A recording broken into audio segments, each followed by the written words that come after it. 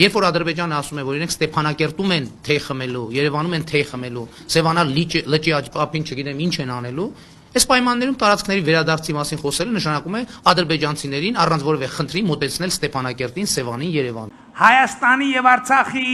կառավարությունների համար ընդունելի համարված որևէ լուծում կարող է ընդունելի դիտվել միայն Հայաստանում եւ Արցախում ժողովրդական հավանության դեպքում։